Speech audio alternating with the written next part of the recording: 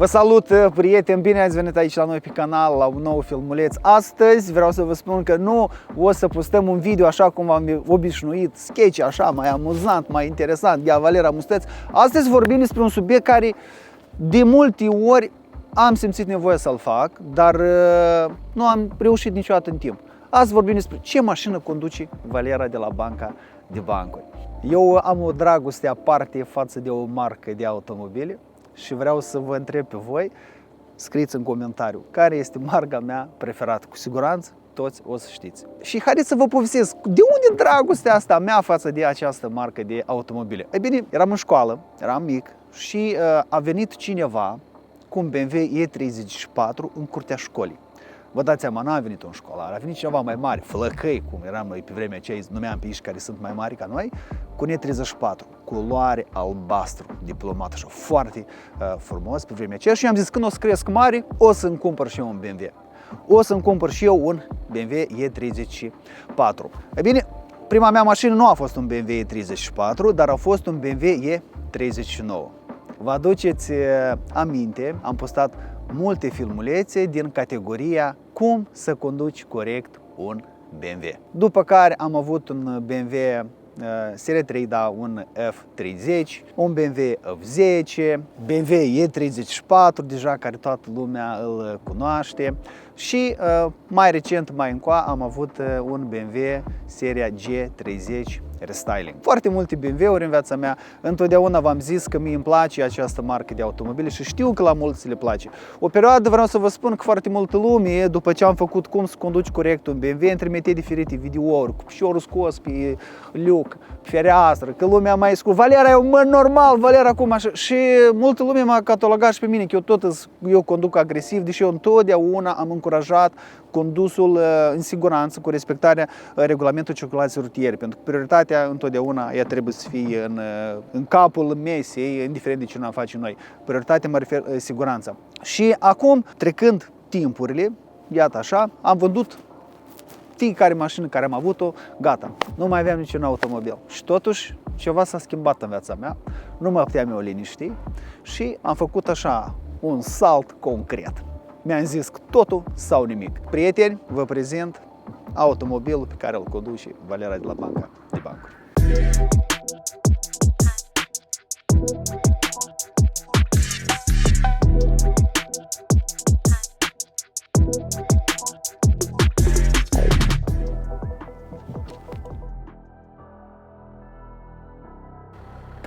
Soft close.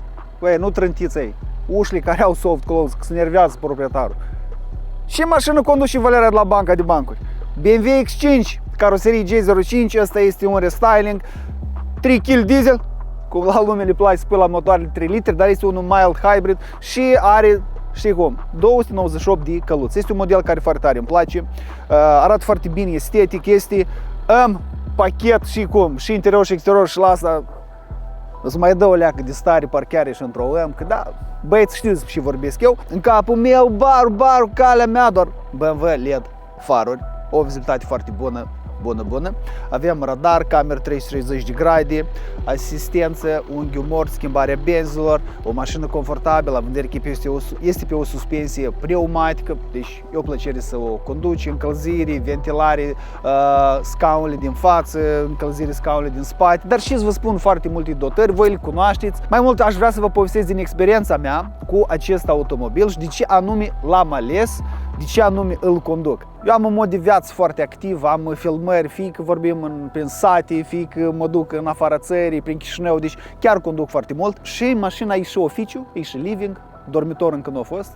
De fapt, o dată am dormit într-o benzinărie, cred că în drum spre Italia, dar în portbagaj, îmi place că e mare și acolo am tot studioul, și haine pentru Ghea Valera, și o plapumă, și mangal, ea că încă n-am, că n-am prin sezonul de vară, dar l-aștept vara viitoare. Și cum am ajuns eu să conduc acest BMW? Foarte simplu. În 2017, vă aduceți aminte episodul cum să conduci corect un Gelic. Ei bine, iată, atunci pentru prima dată am auzit de Kun Auto Rentals, o companie care închiriază mașini pe termen lung. Acum, vara aceasta, ei au adus în parcul auto și mașini marca BMW. Evident, la mine ochii deodată. Înțelegi? Ca la Camaz, farurile, pac. Și am zis că da, eu trebuie neapărat să văd cum funcționează acest serviciu. Deci e foarte simplu. La început nici eu prea nu înțelegeam ce înseamnă închirierea asta pe termen lung. Pentru că eu știam că este chiria, că la o mașină închirie, te-ai dus la hram, te-ai dus acolo, nu știu, la joc mare, la un unt cu mătrii, ești nănaș, trebuie un clas. Dar, stai că lumea închiriază automobile și pentru rutina lor cotidiană, pentru călătorii. Cineva care vrea a doua mașină în familie sau cineva care vrea să testeze un astfel de automobil nou-nouț și să vadă cum este el. E bine, eu am vândut mașini, nu mai aveam nicio mașină, eram în etapa asta de a cumpăra un automobil sau nu, pentru că fiind în construcții, reparații, apartament, investind în afaceri de familie, pentru că noi suntem producători ținuti pentru femei, avem casa de modă Olesia Rașcu și evident necesită nu doar timp, dar și foarte multe resurse financiare și nu îți permiți să dai 100 și ceva de mii de euro să-ți cumperi o mașină nouă. Nu, voi știți, eu am avut mașină nouă, am avut Dacia Duster. Iată aici Dacia Duster, tot albă. Observați, cam să seamănă la culoare și dacă tu ești departe noaptea și îți trebuie ochelari plus 10. Da, poți să vezi că tot una, dar nu sunt așa, cu tot respectul, Dacia Duster mi-a plăcut foarte mult, am făcut vreo 30.000 de km cu dânsa. În fine, asta e alt capitol și uite-te, m-am uitat eu așa frumos pe internet și am văzut. Dar ce-ar fi dacă aș conduce și eu un BMW X5? G05, nou-nouț. Tare simplu. În primul rând am analizat, am pus așa pe cântar. Pentru că atunci când îți cumperi un automobil nou, hai să admitem că ai toată suma de bani, 100 și... hai să zicem 100.000 de euro, cumperi o mașină. Și cumpărând automobilul, tu deja îngheți acești 100.000 de euro. Noi am decis să investim în afacere. Dacă nu ai toată suma de bani, poți lua un leasing. Dar prețul deja nu mai este 100.000, dar depășește cu mult 100.000 de euro pentru că este rata asta, este procentul de acordare a leasingului sau a creditului. Plus la asta trebuie să achiți casco, impozite, taxe de drum, trebuie să achiți mentenanța, schimburi de ulei, trebuie să achiți schimburi de cauciuc și multe alte lucruri. Pe când, atunci când închiriezi un automobil de la Cuna Auto Rentals, deci tu nu mai ai grijă asta. Plus la asta, atunci când tu cumperi un automobil nou, dacă vrei să-l vinzi, pierzi foarte multă revânzare, pentru că mașina se devalorizează, dacă mai, Doamne ferește, să mai stric ceva, în general, mai ai probleme mari. La Cuna Auto Rentals nu ai nicio grijă. Și m-am uitat, am văzut ratele, pentru că prețurile sunt de la 2000 de euro lunar, în sus în funcție de automobilul care îl vrei, pentru că, mă rog, este X7, X6 sau sunt motorizări mai mari, este XM, este Ghelic, deci sunt multe automobile și tu, în funcție de bugetul care îl ai, tu poți să gestionezi ce automobil vrei să iei. Plus la asta, dacă ai o persoană juridică, ai o companie, tu poți foarte ușor să închiriezi automobilul și respectiv pui la cheltuieli. Iarăși este un avantaj. Băi, dar voi aveți fies, mănuși, hai în mașină, leac, eu am ghețat de-amă.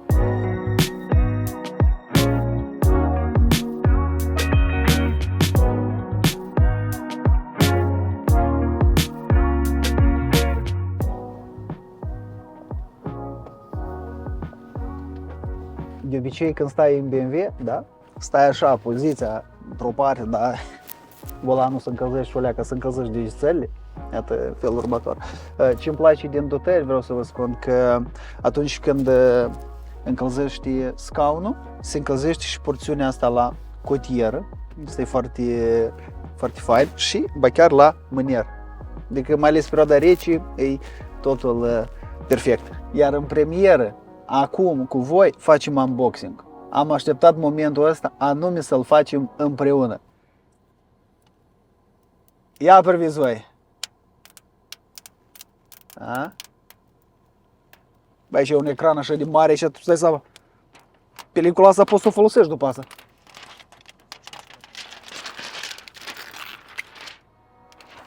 Asta să o țin ca amintire. Să nu aruncați pe pădure gunoaie. M-ați înțeles? Schimbătorul de viteză este unul așa minimalist. Parcă mi-a fost greu să mă obișnuiesc și cum ești de prins și să spui mâna pe ceva. Nu vă gândesc la obrăznicii, dar adică este așa. Îmi place instrumentarul de bord și ecranul ăsta mare digital care îți dă foarte multe opțiuni, scaunele confortabile, panoramă, mai scurt, gospodăresc.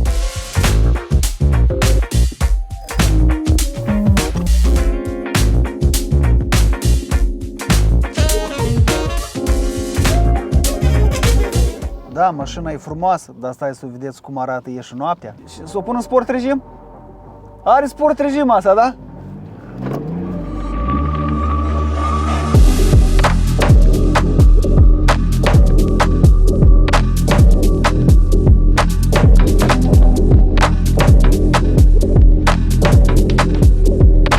Când vine noaptea, străzesc șoferii de BMW.